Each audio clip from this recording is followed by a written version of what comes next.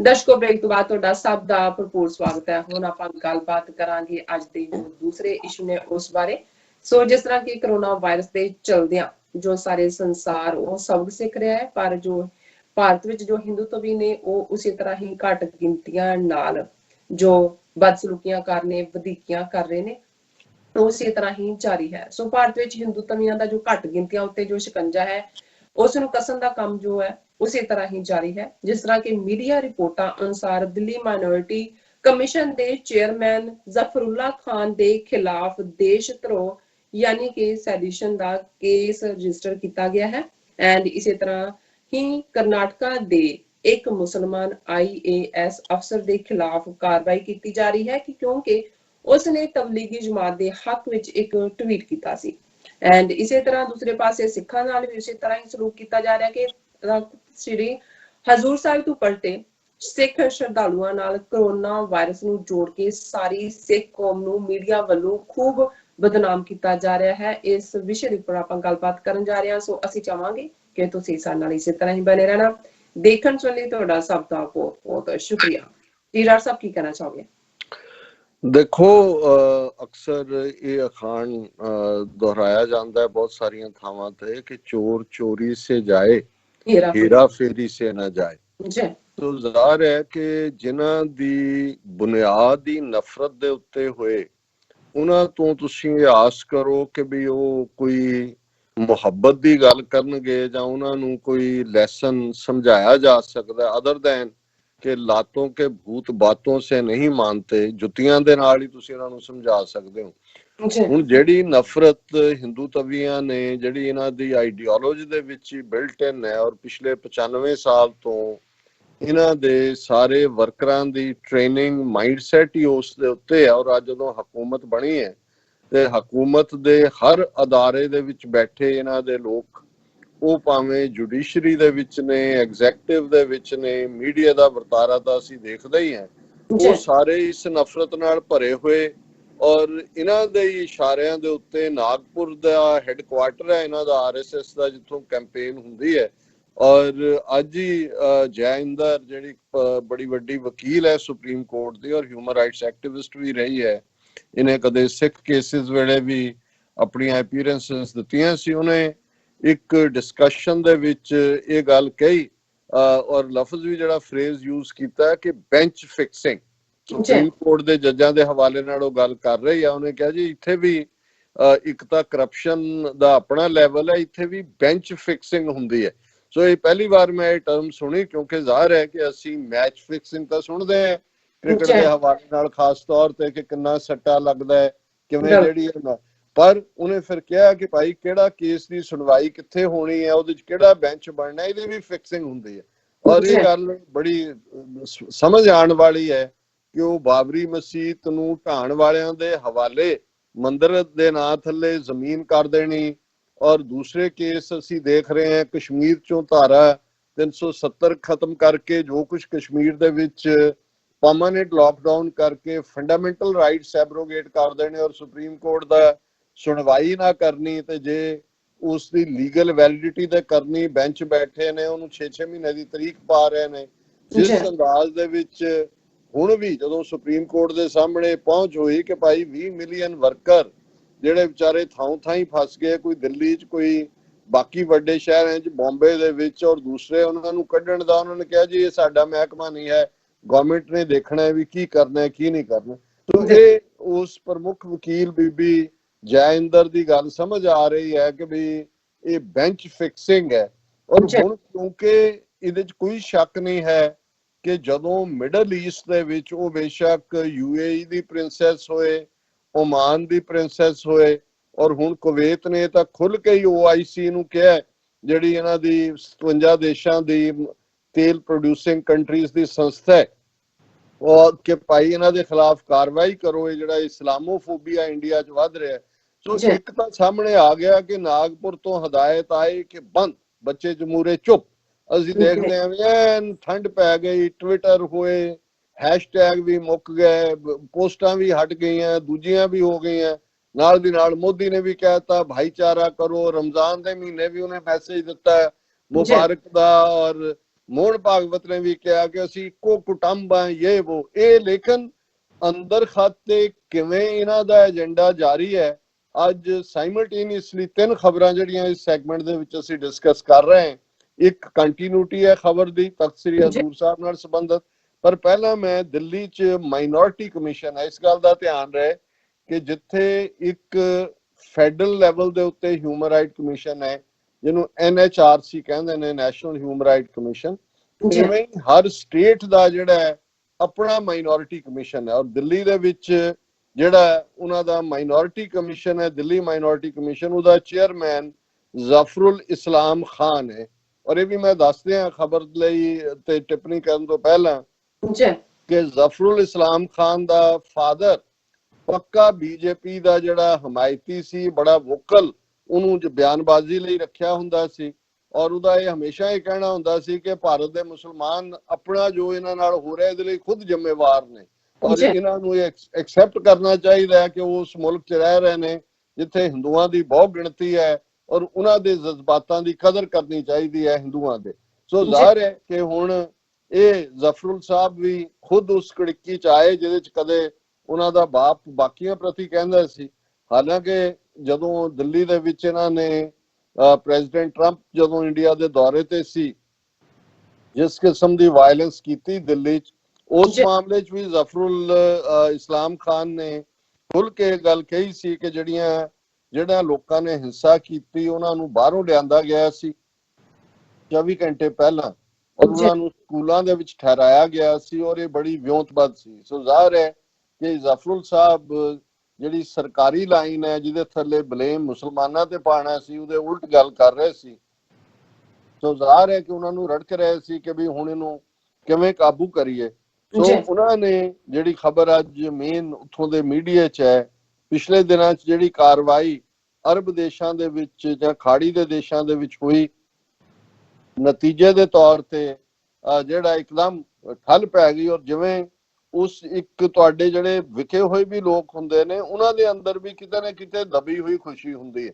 ਜਿਵੇਂ ਮੈਨੂੰ ਯਾਦ ਹੈ ਕਿ ਈਵਨ ਸਰ ਅਮਰੀਕ ਸਿੰਘ ਮੁਖਤਸਰ, ਜਿਨ੍ਹਾਂ ਨੇ ਕਾਫੀ ਕੰਮ ਕੀਤਾ ਹੈ ਪੰਜਾਬ ਦੇ ਵਿੱਚ ਹਿਊਮਨ ਰਾਈਟਸ ਵਾਇਓਲੇਸ਼ਨ ਦਾ ਡੇਟਾ ਇਕੱਠਾ ਕਰਨ 'ਚ, ਤੇ ਉਹ ਇੱਕ ਵਾਰੀ ਜੋਕਿੰਗਲੀ ਇੱਕ ਥਾਂ ਤੇ ਬੈਠੇ ਤੇ ਕੋਈ ਕਿਸੇ ਨੇ ਸ਼ਿਕਾਇਤ ਕੀਤੀ। ਉਹਨਾਂ ਨੇ ਕਿਹਾ ਜੀ ਆਪਣੇ ਦਿੱਲੀ ਦੇ ਸਿੱਖ ਜਾਂ ਬਾਹਰ ਦੇ ਸਿੱਖ ਜਿਹੜੇ ਨੇ ਉਹ ਕਿਉਂ ਖਾਲਿਸਤਾਨ ਦਾ ਵਿਰੋਧ ਕਰਦੇ ਨੇ ਜਾਂ ਇਹਦੇ ਹੱਕ 'ਚ ਨਹੀਂ ਬੋਲਦੇ, ਉਹ ਬਹੁਤ ਸ਼ਿਕਾਇਤ ਕਰ ਰਹੇ ਸੀ। ਅਮਰੀਕ ਸਿੰਘ ਹੋਰਾਂ ਨੇ ਉਹਨਾਂ ਨੂੰ ਹਲਕੇ ਅੰਦਾਜ਼ ਕਿਹਾ, ਕਹਿੰਦੇ ਨਹੀਂ ਨਹੀਂ ਤੁਸੀਂ ਇਹ ਸ਼ਿਕਾਇਤ ਨਾ ਕਰੋ, ਉਹਨਾਂ ਦੀਆਂ ਵੀ ਮਜਬੂਰੀਆਂ ਨੇ, ਉਹ ਵਪਾਰੀ ਨੇ, ਵਪਾਰੀ ਬੰਦਾ ਆਪਣਾ ਨੁਕਸਾਨ ਨਹੀਂ ਕਰਦਾ, ਪਰ ਉਹਨਾਂ ਦੇ ਅੰਦਰ ਵੀ ਜਿਹੜਾ ਹੈ ਰਾਜ ਹੀ ਹੈ। ਉਹ ਫਿਰ ਕਹਿੰਦੇ ਕਦੇ ਸ਼ਾਮ ਨੂੰ ਦੇਖੋ ਜਦੋਂ ਮਹਾਰਾਜ ਦੀ ਸਵਾਰੀ ਜਿਹੜੀ ਹੈ ਉਹ ਉਹਦਾ ਸੁਖਾਸਨ ਹੁੰਦਾ ਹੈ, ਢੋਲਕੀ ਗਲ 'ਚ ਪਾਈ ਹੁੰਦੀ ਹੈ, ਔਰ ਪਿੱਛੇ ਛੈਣਿਆਂ ਤੇ ਚਿਮਟਿਆਂ ਦੇ ਨਾਲ ਉਹ ਸਭ ਤੋਂ ਉੱਚੀ ਜੇ ਰਾਜ ਕਰੇਗਾ ਖਾਲਸਾ, ਰਾਜ ਕਰੇਗਾ ਖਾਲਸਾ ਪੜ੍ਹ ਰਹੇ ਹੁੰਦੇ ਨੇ।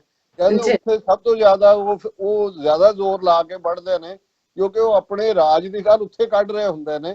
ਭਾਵੇਂ ਬਾਹਰ ਨਿਕਲ ਕੇ ਉਹ ਚੁੱਪ ਕਰ ਜਾਣ ਜਾਂ ਖਾਲਿਸਤਾਨ ਮੰਗਣ ਵਾਲਿਆਂ ਦੇ ਵਿਰੋਧ, ਸਾਰੇ ਹੱਸ ਪਏ। ਮੈਂ ਕਿਹਾ ਜੀ ਗੱਲ ਤੁਸੀਂ ਠੀਕ ਕਹਿ ਰਹੇ ਹੋ ਕਿ ਜਿਹੜਾ ਗੁਲਾਮੀ ਕਬੂਲ ਕਰਕੇ ਅੰਦਰ ਵੀ ਬੈਠਾ ਹੈ, ਅਮਰਿੰਦਰ ਵਰਗਾ ਜਿਹੜਾ ਅਜੀਤ ਡੋਭਾਲ ਦਾ ਕੁੱਤਾ ਬਣਿਆ ਹੋਇਆ, ਜਾਂ ਬਾਦਲਾਂ ਵਰਗੇ ਵੀ ਕਿਤੇ ਨਾ ਕਿਤੇ ਆਪਣੀ ਇਕਾਂਤ 'ਚ ਬੈਠ ਕੇ ਕਹਿੰਦੇ ਹੋਣਗੇ ਕਿ ਭਾਈ ਅਸੀਂ ਫਾਇਦੇ ਦੇ ਲਈ ਸਾਨੂੰ ਫਸਾ ਲਿਆ, ਸਾਡੀਆਂ ਘਰ ਵਾਲੀਆਂ ਦੇ ਸਵਿਸ ਅਕਾਊਂਟ ਨੇ, ਜਾਇਦਾਦ ਬਣਾਈ ਹੈ, ਫਾਈਲਾਂ ਇਹਨਾਂ ਕੋਲ ਨੇ, ਪਰ ਅੰਦਰ ਵੜ ਕੇ ਕਹਿੰਦੇ ਇਹ ਵੀ ਹੋਣਗੇ ਕਿਤੇ ਨਾ ਕਿਤੇ ਕਿ ਵੀ ਇਹ ਕਰ ਬਹੁਤ ਮਾੜਾ ਰਹੇ ਨੇ, ਲੇਕਿਨ ਅਲਟੀਮੇਟਲੀ ਉਹਨਾਂ ਦੇ ਇੰਟਰਸਟ ਉਹਨਾਂ ਨੂੰ ਡਿਕਟੇਟ ਕਰਦੇ ਨੇ। ਸੋ ਇਹ ਜਦੋਂ ਅਰਬ ਮੁਲਕਾਂ ਨੇ ਥੋੜਾ ਜਿਹਾ ਅੱਖਾਂ ਦਿਖਾਈਆਂ ਔਰ ਇੱਕਦਮ ਚੁੱਪ ਹੋ ਗਏ, ਤੇ ਮਿਸਟਰ ਜਿਹੜੇ ਖਾਨ ਸਾਹਿਬ ਨੇ ਵੀ ਇੱਕ ਟਵੀਟ ਕਰ ਦਿੱਤਾ, ਉਹ ਕਹਿੰਦਾ mind you bigots, Indian Muslims have opted until now not to complain to the Arab and Muslim world about your hate campaigns and lynchings and riots. The day they are pushed to do that, bigots will face an avalanche. ਉਹਨੇ ਕਿਹਾ ਕਿ ਵੀ ਉਹ ਕੱਟੜਪੰਥੀਓ ਆਪਣਾ ਇਸ ਗੱਲ ਨੂੰ ਸਮਝ ਲਓ ਕਿ ਹੁਣ ਤੱਕ ਭਾਰਤ ਦੇ ਮੁਸਲਮਾਨਾਂ ਨੇ ਅਰਬਾਂ ਨੂੰ ਔਰ ਇਸਲਾਮਿਕ ਸੰਸਾਰ ਨੂੰ ਸ਼ਿਕਾਇਤ ਨਹੀਂ ਸੀ ਕੀਤੀ ਜੋ ਤੁਸੀਂ ਸਾਡੇ ਨਾਲ ਕਰ ਰਹੇ ਹੋ, ਨਫ਼ਰਤ ਦੀ ਮੁਹਿੰਮ, ਲਿੰਚਿੰਗ ਔਰ ਦੰਗੇ। ਜਿਸ ਦਿਨ ਤੁਸੀਂ ਸਾਨੂੰ ਉਸ ਪਾਸੇ ਪੁਸ਼ ਕਰ ਦਿੱਤਾ ਫਿਰ ਜਿਹੜਾ ਇਹ ਬਰਫਾਨੀ ਤੂਫਾਨ ਆ ਜਾਏਗਾ। ਹੁਣ ਇਹ ਗੱਲ ਤਾਂ ਉਹਨਾਂ ਨੇ ਇੱਕ ਕਿਸਮ ਦੀ ਇਹ ਖੁਸ਼ੀ ਦਾ ਇਜ਼ਹਾਰ ਹੈ ਕਿ ਭਾਈ ਅਜੇ ਅਸੀਂ ਕੀਤਾ ਨਹੀਂ, ਉਹ ਬੋਲੇ ਨੇ ਤਾਂ ਸਾਡੀ ਥੋੜੀ ਜਿਹੀ ਜਾਨ ਬਚੀ ਹੈ, ਪਰ ਇਹ ਕਹਿ ਕੇ ਜਾਨ ਬਚੀ ਨਹੀਂ। ਜ਼ਫरुल इस्लाम खान साहब ਦੀ ਜਾਨ ਸ਼ਿਕੰਜੇ ਦੇ ਵਿੱਚ ਆ ਗਈ, ਕਿਉਂਕਿ ਨਾਲ ਦੀ ਨਾਲ ਅੱਜ ਦਿੱਲੀ ਪੁਲਿਸ ਨੇ ਇੱਕ FIR ਰਜਿਸਟਰ ਕੀਤੀ ਕਿਸੇ ਕੰਪਲੇਨੈਂਟ ਦੇ ਨਾਂ ਥੱਲੇ, ਔਰ ਉਹਨਾਂ ਦੇ ਖਿਲਾਫ ਜਿਹੜਾ ਆਰਟੀਕਲ 124A ਔਰ 153A ਜਿਹੜੀ ਸੈਡੀਸ਼ਨ ਹੈ, ਦੇਸ਼ ਧਰੋਹ ਹੈ, ਗੱਦਾਰੀ ਦੇਸ਼ ਨਾਲ, ਔਰ promoting enmity between different groups on grounds of religion, race, place of ਕੇ ਜੀ ਇਹ ਨਫ਼ਰਤ ਫੈਲਾਉਣ ਦੀ ਜਿਹੜੀ ਧਾਰਾ 153A ਹੈ ਉਹਦੇ ਥੱਲੇ ਕੇਸ ਰਜਿਸਟਰ ਕਰ ਲਿਆ। ਸੋ ਜ਼ਾਹਿਰ ਹੈ ਕਿ ਇਹ ਕਿਸੇ ਆਰਡੀਨਰੀ ਬੰਦੇ ਦੇ ਖਿਲਾਫ ਨਹੀਂ ਕੀਤਾ, ਇਹ ਜਿਹੜਾ ਕਿ ਚੇਅਰਪਰਸਨ ਹੈ ਖੁਦ ਮਾਈਨੋਰਿਟੀਜ਼ ਦੇ ਹੱਕਾਂ ਦੀ ਗੱਲ ਕਰਨ ਵਾਲੇ ਸਰਕਾਰੀ ਕਮਿਸ਼ਨ ਦਾ, ਅੱਜ ਉਹ ਵੀ ਇਹ ਹੁਣ ਆਮ ਸ਼ਾਇਦ ਟਵੀਟ ਨਜ਼ਰ ਨਹੀਂ ਹੋਣਗੇ, ਪਰ ਅੰਦਰ ਖਾਤੇ ਜਿਹੜੇ ਲੋਕ ਸਮਝਦੇ ਨੇ ਕਿ ਵੀ ਇਹ ਸਾਰੀ ਕੀ ਨੁਆਂਸ ਹੈ, ਉਹਨਾਂ ਨੂੰ ਉਹ ਚੁੱਪ ਕਰਵਾਉਣਾ ਚਾਹੁੰਦੇ ਨੇ। ਔਰ ਇਹ ਖਬਰ ਕੱਲੀ ਨਹੀਂ ਹੈ, ਇਕਲੌਤੀ ਖਬਰ ਨਹੀਂ ਹੈ। ਇੱਕ ਕਰਨਾਟਕਾ ਦੇ ਹਵਾਲੇ ਨਾਲ IAS ਆਫੀਸਰ ਨਾਲ ਜੁੜੀ ਖਬਰ ਹੈ, ਮੁਹੰਮਦ ਮੋਹਸਿਨ। ਇਹ ਉਹੀ ਮੁਹੰਮਦ ਮੋਹਸਿਨ ਨੇ ਜਦੋਂ ਇੱਕ ਵਾਰ ਮੋਦੀ ਨੇ ਟੂਰ ਤੇ ਜਾਣਾ ਸੀ ਤੇ ਇਹਨਾਂ ਦੀ ਡਿਊਟੀ ਹਟਾ ਦਿੱਤੀ ਗਈ ਸੀ, ਜਿਨ੍ਹਾਂ ਨੇ ਇੰਸਪੈਕਟ ਕਰਨਾ ਸੀ, ਔਰ ਉਹਨਾਂ ਦੀ ਐਕਸਪਲੇਨੇਸ਼ਨ ਕਾਲ ਕੀਤੀ ਗਈ ਹੈ ਮੁਹੰਮਦ ਮੋਹਸਿਨ ਤੇ, ਕਿਉਂਕਿ ਇਹ ਜਿਹੜਾ ਇਸ ਸਾਰੇ ਦਾ ਰੀਜ਼ਨ ਜਿਹੜੀ ਉਹਨਾਂ ਦੀ ਐਕਸਪਲੇਨੇਸ਼ਨ ਜ਼ਾਹਿਰ ਹੈ ਉਹਨਾਂ ਨੂੰ ਸਸਪੈਂਡ ਕਰਨ ਤੱਕ ਜਾਣਗੇ। ਤੇ ਉਹਦੇ ਚ ਉਹਨਾਂ ਨੇ ਇੱਕ ਟਵੀਟ ਕੀਤਾ, ਕਿਉਂਕਿ ਖਬਰ ਆਈ ਪਹਿਲਾਂ ਕਿਵੇਂ ਇਹਨਾਂ ਨੇ ਤਬਲੀਗੀ ਜਮਾਤ ਨੂੰ ਕੋਰੋਨਾ ਵਾਇਰਸ ਦੇ ਨਾਲ ਜੋੜ ਕੇ ਸਾਰੇ ਮੁਸਲਮਾਨ ਭਾਈਚਾਰੇ ਨੂੰ ਬਦਨਾਮ ਕੀਤਾ, ਪਰ ਇਸ ਮੌਕੇ ਦੇ ਉੱਤੇ ਜਿਹੜੇ ਉਹਨਾਂ ਚੋਂ ਠੀਕ ਹੋ ਕੇ ਮੁੜੇ ਨੇ 300 ਦੇ ਕਰੀਬ ਤਬਲੀਗੀ, ਜਿਨ੍ਹਾਂ ਨੇ ਆ ਕੇ ਆਫਰ ਕੀਤਾ ਕਿ ਵੀ ਤੁਸੀਂ ਸਾਡਾ ਬਲੱਡ ਲੈ ਲਓ, ਕਿਉਂਕਿ ਬਲੱਡ ਚੋਂ ਫਿਰ ਪਲਾਜ਼ਮਾ ਸੈਪਰੇਟ ਕੀਤੀ ਜਾਂਦੀ ਹੈ ਔਰ ਉਹਨਾਂ ਦੇ ਵਿੱਚ ਐਂਟੀਬਾਡੀਜ਼ ਬਣ ਜਾਂਦੀਆਂ ਜਿਹੜੇ ਲੋਕ ਕਿਸੇ ਬਿਮਾਰੀ ਤੋਂ ਠੀਕ ਹੁੰਦੇ ਨੇ। ਔਰ ਇਹ ਅੱਜ ਕੱਲ ਦੁਨੀਆ ਭਰ ਦੇ ਵਿੱਚ ਜਿਹੜੇ ਰਿਕਵਰ ਹੋਏ ਕੇਸਿਸ ਨੇ ਉਹਨਾਂ ਦੇ ਪਲਾਜ਼ਮਾ ਨੂੰ ਫਰਦਰ ਰਿਸਰਚ ਦੇ ਲਈ ਵਰਤਿਆ ਜਾ ਰਿਹਾ। ਹਾਲਾਂਕਿ ਈਵਨ ਵਿਦ ਇਨ ਇੰਡੀਆ ਵੀ ਜਿਹੜੀ ਪਲਾਜ਼ਮਾ ਥੈਰੇਪੀ ਹੈ ਇਲੀਗਲ ਹੈ, ਉਹਨਾਂ ਦੀ ਹੈਲਥ ਮਿਨਿਸਟਰੀ ਨੇ ਕਿਹਾ, ਪਰ 300 ਬੰਦਿਆਂ ਨੇ ਵਲੰਟੀਅਰ ਕੀਤਾ ਕਿ ਤੁਸੀਂ ਸਾਡਾ ਬਲੱਡ ਲਓ, ਜੇ ਸਾਡੇ ਇਸ ਬਲੱਡ ਨਾਲ ਦੂਸਰਿਆਂ ਦਾ ਭਲਾ ਹੁੰਦਾ ਤੇ ਅਸੀਂ ਰੈਡੀ ਹਾਂ। ਇਹ ਖਬਰ ਸਾਰੇ ਪਾਸੇ ਆਈ, ਮੋਦੀ ਮੀਡੀਆ ਚੁੱਪ ਰਿਹਾ, ਲੇਕਿਨ ਇਸ ਮਿਸਟਰ ਮੋਹਸਿਨ ਨੇ ਟਵੀਟ ਕੀਤਾ ਔਰ ਐਗਜ਼ੈਕਟ ਉਹਨਾਂ ਦੇ ਟਵੀਟ ਦੇ ਲਫ਼ਜ਼ ਨੇ, more than 300 Tablighi heroes are donating their plasma to serve the country in New Delhi only. What about news at Godi Media? They will not show the works of humanity done by these heroes. ਉਹਨੇ ਬਿਲਕੁਲ ਠੀਕ ਕਿਹਾ, ਉਹਨੇ ਕਿਹਾ ਜੀ ਆ 300 ਜਿਹੜੇ ਨੇ ਤਬਲੀਗੀ ਹੁਣ ਜਿਹੜੇ ਸੱਚਮੁੱਚ ਦੇ ਹੀਰੋ ਨੇ ਆਪਣਾ ਹੁਣ ਖੂਨ ਦੇ ਰਹੇ ਨੇ ਕਿ ਭਾਈ ਤੁਸੀਂ ਕਰੋ। ਹੁਣ ਇਹ ਗੋਦੀ ਮੀਡੀਆ ਨੇ ਕਦੋਂ ਇਹ ਖਬਰ ਦਿਖਾਣੀ ਹੈ, ਕਿਉਂਕਿ ਜਿਹੜਾ ਹੀਰੋ ਇਨਸਾਨੀਅਤ ਦਾ ਕੰਮ ਕਰੇਗਾ ਉਹਨੂੰ ਗੋਦੀ ਮੀਡੀਆ ਨਹੀਂ ਦਿਖਾਏਗਾ। ਹੁਣ ਇਸ ਟਵੀਟ ਦੇ ਹਵਾਲੇ ਨਾਲ ਜਿਹੜਾ ਉਹਨਾਂ ਦੇ ਖਿਲਾਫ ਜਿਹੜਾ ਉਹਨਾਂ ਨੇ ਸ਼ੋ ਕਾਜ਼ ਨੋਟਿਸ ਕਰ ਦਿੱਤਾ ਹੈ। ਉਹਨਾਂ ਨੇ ਕਿਹਾ ਕਿ ਬਈ ਸਟੇਟ ਡਿਪਾਰਟਮੈਂਟ ਨੇ ਮੋਹਸਿਨ ਨੂੰ ਕਿਹਾ ਕਿ ਬਈ ਇਹ ਜਿਹੜਾ ਕੰਮ ਹੈ ਜਿਹੜਾ you are therefore directed to show cause in writing within 5 days from today as to why this should not be construed as violation of Rule 7 of All India Service Conduct 1968. ਇਹ ਕਾਨੂੰਨ ਉਹਨਾਂ ਨੇ 1968 ਦਾ ਕੱਢਿਆ ਕਿ ਜੀ ਤੂੰ ਵਾਇਓਲੇਸ਼ਨ ਕੀਤੀ ਹੈ। ਫਿਰ ਨਾਲ ਦੀ ਨਾਲ ਉਹਨਾਂ ਨੇ ਕਿਹਾ ਕਿ why disciplinary action should not be initiated against him according to All India Services Appeal Rule। Again ਇਹ ਵੀ ਇੱਕ ਨਵਾਂ ਕਾਨੂੰਨ ਕੱਢਿਆ ਔਰ ਉਹਦੇ ਚ ਉਹਨਾਂ ਨੇ ਇਹ ਕਿਹਾ ਕਿ ਵੀ ਤੂੰ ਇਹ ਜਿਹੜਾ ਕਰਕੇ ਤਬਲੀਗੀਆਂ ਨੂੰ ਹੀਰੋ ਕਿਹਾ ਔਰ ਇਹ ਕਹਿ ਕੇ ਤੂੰ ਜਿਹੜਾ ਇਹ ਸਾਰੇ ਨੂੰ ਜਿਹੜਾ ਉਹਨਾਂ ਨੂੰ ਹੀਰੋ ਬਣਾ ਕੇ ਤੂੰ ਜਿਹੜੇ ਸਰਵਿਸ ਰੂਲਸ ਨੇ ਉਹਨਾਂ ਦੀ ਤੋਹੀਨ ਕੀਤੀ ਹੈ। ਸੋ ਇਹ ਦੋਨੋਂ ਹੀ ਜਿਹੜੇ ਇਸ ਵੇਲੇ ਹਿੰਦੂ ਤਵੀਆਂ ਦੇ ਨਾਗਪੁਰੀਆਂ ਦੇ ਹਮਲੇ ਦੇ ਵਿਕਟਮ ਨੇ, ਇੱਕ ਮਾਈਨੋਰਿਟੀ ਕਮਿਸ਼ਨ ਦਾ ਚੇਅਰਮੈਨ ਹੈ, ਇੱਕ IAS ਅਫਸਰ ਹੈ ਸਟੇਟ ਦਾ ਸੀਨੀਅਰ IAS ਅਫਸਰ, ਜਿਨ੍ਹਾਂ ਨੂੰ ਟਾਰਗੇਟ ਬਣਾਇਆ ਗਿਆ। ਹੁਣ ਦੂਸਰੇ ਪਾਸੇ ਜੇ ਇਸੇ ਨਾਲ ਲਾ ਕੇ ਅਸੀਂ ਦੇਖੀਏ ਕਿ ਤਬਲੀਗੀ ਜਮਾਤ ਵਾਲੇ ਤਾਂ ਉਹ ਵਿਚਾਰੇ ਉਹ ਕਲੰਕ ਧੋਣ ਦੇ ਲਈ ਜਿਹੜਾ ਇਹਨਾਂ ਨੇ ਬਦੋਬਦੀ ਲਾਇਆ ਹੋਇਆ 300 ਬਾਹਰ ਨਿਕਲ ਆਏ ਕਿ ਭਾਈ ਲਓ ਸਾਡਾ ਖੂਨ ਲਓ। ਔਰ ਹੁਣ ਜਿਵੇਂ ਇਹਨਾਂ ਨੇ ਤਖਤ ਸ੍ਰੀ ਹਜ਼ੂਰ ਸਾਹਿਬ ਤੋਂ ਵਾਪਸ ਪਰਤੇ ਜਿਹੜੇ ਪਿਲਗ੍ਰਿਮਸ ਨੇ, ਸ਼ਰਧਾਲੂ ਨੇ, ਯਾਤਰੂ ਨੇ, ਉਹਨਾਂ ਨੂੰ ਕਰੋਨਾ ਬੰਬ ਬਣਾਉਣਾ ਸ਼ੁਰੂ ਕੀਤਾ ਹੋਇਆ। ਪਟਿਆਲੇ ਦੀ ਹੁੱਕਾ ਪਾਰਟੀ ਜਿਸ ਦੇ ਵਿੱਚ ਸ਼ਿਵ ਸੈਨਾ ਜ਼ਿੰਮੇਵਾਰ ਸੀ, ਜਿਹੜਾ ਹੌਟਸਪੌਟ ਜਿਹਨੇ ਪਟਿਆਲੇ ਨੂੰ ਬਣਾਇਆ, ਜਾਂ ਜਲੰਧਰ 'ਚ 48% ਕੇਸ ਜਿਹੜੇ ਪੰਜਾਬ ਕੇਸਰੀ ਦੇ ਦਫ਼ਤਰ ਚੋਂ ਨਿਕਲੇ, 30+ ਜਲੰਧਰ ਨੂੰ ਹੌਟਸਪੌਟ ਬਣਾਇਆ, ਉਹਦਾ ਕਿਸੇ ਨੇ ਜ਼ਿਕਰ ਤੱਕ ਨਹੀਂ ਕੀਤਾ ਹੈ ਅਦਰ ਦੈਨ ਕਿ ਇਨੀਸ਼ੀਅਲ ਪਹਿਲੇ ਦਿਨ ਥੋੜੀ ਬਹੁਤ ਖਬਰ ਲੱਗੀ।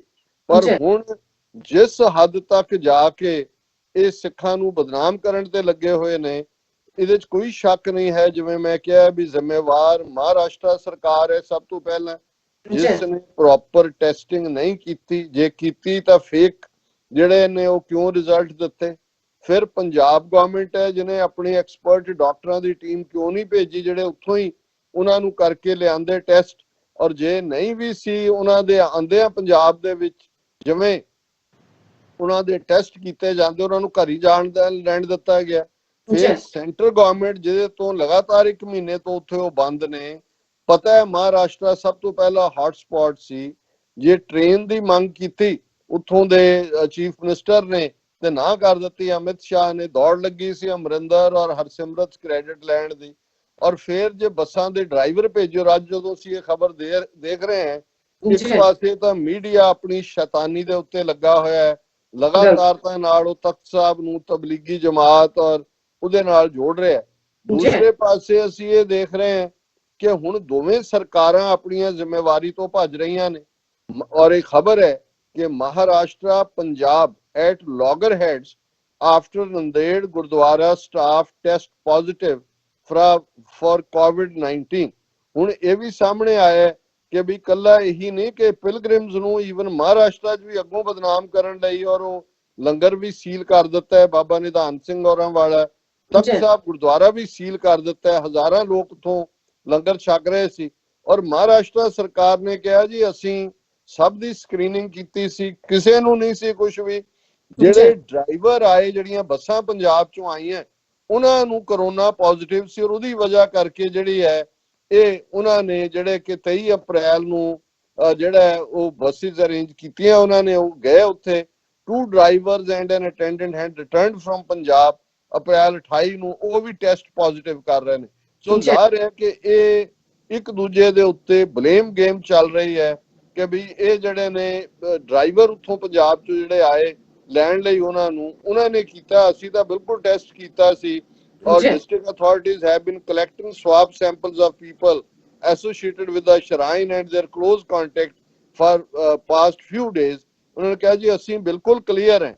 ਹੁਣ ਇਸ ਸਾਰੇ 'ਚ ਇਹ ਦੋਵੇਂ ਦੋਸ਼ੀ ਧਿਰਾਂ ਨੇ, ਸਰਕਾਰਾਂ, ਸੈਂਟਰ। ਲੇਕਿਨ ਮੈਂ ਸਮਝਦਾ ਵੀ ਇਹ ਸਭ ਤੋਂ ਇਹਦੇ ਨਾਲ ਜਿਹੜੀ ਜ਼ਿੰਮੇਵਾਰੀ ਅਕਾਲੀ ਦਲ ਔਰ ਸ਼੍ਰੋਮਣੀ ਕਮੇਟੀ ਦੀ, ਇਹੀ ਨਹੀਂ ਕਿ ਉਹਨਾਂ ਦੇ ਵਿੱਚ ਉਹਨਾਂ ਨੇ ਕੋਈ ਇੰਟਰਸਟ ਨਹੀਂ ਸ਼ੋ ਕੀਤਾ, ਜਾਂ ਇਹ ਵੀ ਸਾਹਮਣੇ ਆਇਆ ਆਉਂਦਿਆਂ ਕੋਈ ਰਾਧਾ ਸਵਾਮੀਆਂ ਦੇ ਡੇਰੇ 'ਚ ਡੱਕ ਦਿੱਤੇ ਕੋਈ ਕਿਤੇ, ਇਹਦੀ ਵੀ ਪੋਸੀਬਿਲਿਟੀ ਆ। ਔਰ ਔਨ ਦਾ ਵੇ ਜਿੱਥੇ ਜਿੱਥੇ ਸਟਾਪ ਉਹਨਾਂ ਦੇ ਕਰਵਾਏ ਗਏ, ਹਨੂਮਾਨਗੜ੍ਹ ਦੇ ਵਿੱਚ ਵੀ, ਇੰਦੌਰ ਦੇ ਵਿੱਚ ਵੀ, ਇਹ ਸਾਰੇ ਪਹਿਲਾਂ ਹੀ ਹੌਟਸਪੌਟ ਸੀ।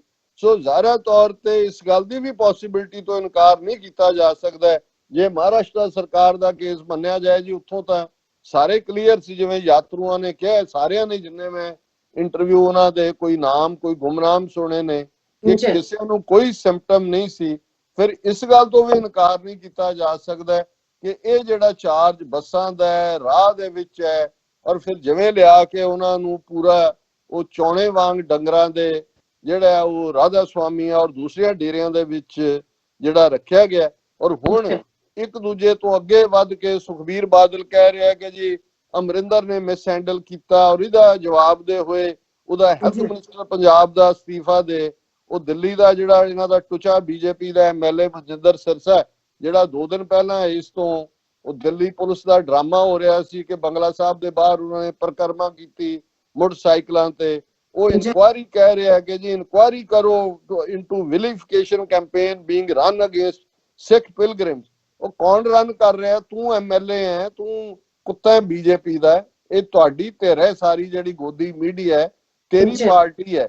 ਲੇਕਿਨ ਇਸ ਵੇਲੇ ਇਹ ਵੀ ਆਪਣੇ ਕੰਮ ਤੇ ਔਰ ਇਹ ਕਹਿ ਰਿਹਾ ਕਿ ਜੀ ਇਹ ਜਿਹੜਾ ਇਸ ਵੇਲੇ ਦਾ ਇਹ ਮਨਜਿੰਦਰ ਸਿਰਸਾ ਦਾ ਬਿਆਨ ਹੈ ਕਿ the whole national media has now turned its focus on Sikhs after vilifying Tablighi Jamaat's Muslims, or he has sought an independent inquiry into this episode so that the conspirators behind vilification of Sikh pilgrims could be unearthed. ਤੁਸੀਂ ਦੇਖੋ क्या फलावरी statement से बेईमान किस्म ਦੇ ਲੋਕ ਜਦੋਂ ਤਬਲੀਗੀ ਜਮਾਤ ਨੂੰ ਬਦਨਾਮ ਕਰ ਰਹੇ ਸੀ, ਤੁਸੀਂ ਕਿਹੜੀ ਆਵਾਜ਼ ਕੱਢੀ ਸੀ?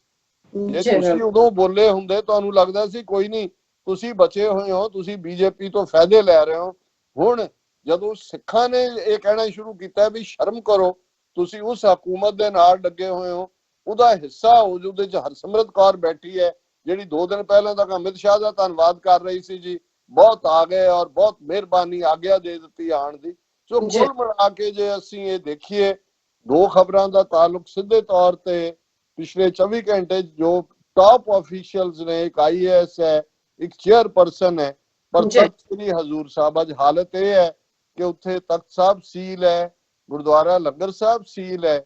ਲੇਕਿਨ ਜਿਵੇਂ ਇੱਕ ਵੀਰ ਨੇ ਸੋਸ਼ਲ ਮੀਡੀਆ ਤੇ ਕਿਹਾ, ਉਹਨਾਂ ਨੇ ਕਿਹਾ ਜੀ ਸਾਨੂੰ ਸਮਝ ਨਹੀਂ ਆਣੀ, ਚਾਹੀਦਾ ਇਹ ਹੈ ਕਿ ਭਾਰਤ ਭਰ ਦੇ ਵਿੱਚ ਜਿੰਨੇ ਲੰਗਰ ਨੇ ਉਹ ਬੰਦ ਕਰ ਦਿਓ। ਉਹਨੂੰ ਕਹੋ ਜੀ ਓਵਰ, ਅਸੀਂ ਹੁਣ ਨਹੀਂ। ਤੇ ਇਹਨਾਂ ਨੂੰ ਸਮਝ ਆ ਜਾਏਗੀ ਜੇ ਜਦੋਂ ਤੱਕ ਅਸੀਂ ਅਜੇ ਵੀ ਉਹੀ ਚੁੱਕ ਕੇ ਪਰਾਤਾਂ ਤੇ ਤਵੇ ਅਸੀਂ ਤੁਰੇ ਹੀ ਰਹਿਣਾ ਕਿ ਜੋ ਮਰਜ਼ੀ ਸਾਡੇ ਨਾਲ ਕਰੀ ਜਾਓ, ਅਸੀਂ ਤੁਹਾਨੂੰ ਰਜਾਣੇ ਤੇ ਤੁਸੀਂ ਫਿਰ ਰੱਜ ਕੇ ਆ ਕੇ ਸਾਨੂੰ ਹੀ ਗਾਲਾਂ ਕੱਢਿਓ। ਤੇ ਜੇ ਇਹੀ ਵਰਤਾਰਾ ਰਹਿਣਾ ਤੇ ਫਿਰ ਮੈਂ ਨਹੀਂ ਸਮਝਦਾ ਕਿ ਭਾਈ ਸਾਡੀ ਸਿਚੁਏਸ਼ਨ 'ਚ ਉੱਥੇ ਕੋਈ ਤਬਦੀਲੀ ਹੋਏਗੀ। ਸਾਨੂੰ ਬਾਰ-ਬਾਰ ਇਹ ਅਹਿਸਾਸ ਕਰਵਾਇਆ ਜਾ ਰਿਹਾ ਕਿ ਤੁਸੀਂ ਗੁਲਾਮ ਹੋ, ਪਰ ਇਹਦਾ ਜਵਾਬ ਅਲਟੀਮੇਟਲੀ ਇਹੀ ਹੈ ਕਿ ਅਸੀਂ ਇਹ ਗੁਲਾਮੀ ਦੇ ਸੰਗਲ ਕੱਟਣੇ ਨੇ। ਅਦਰਵਾਈਜ਼ ਇਸੇ ਤਰ੍ਹਾਂ ਹੀ ਅਸੀਂ ਘੱਟ ਗਿਣਤੀਆਂ, ਉਹ ਸਿੱਖ ਹੋਣ, ਮੁਸਲਮਾਨ ਹੋਣ, ਈਸਾਈ ਹੋਣ, ਦਲਿਤ ਹੋਣ, ਇਹਨਾਂ ਹਿੰਦੂ ਤਵੀਆਂ ਦੇ ਹੱਥਾਂ 'ਚ ਜ਼ਲੀਲ ਹੁੰਦੇ ਰਵਾਂਗੇ। ਜੀ ਡਾਕਟਰ ਸਾਹਿਬ ਤੁਹਾਡਾ ਬਹੁਤ-ਬਹੁਤ ਸ਼ੁਕਰੀਆ। ਤੇ ਨੇ ਬ੍ਰੇਕ ਵਿਊਅਰਸ ਤੁਸੀਂ ਇਸੇ ਤਰ੍ਹਾਂ ਹੀ ਬਣੇ ਰਹਿਣਾ। ਮਿਲਦੇ ਹਾਂ ਛੋਟੇ ਜਿਹੇ ਵਕਤ ਤੋਂ ਬਾਅਦ।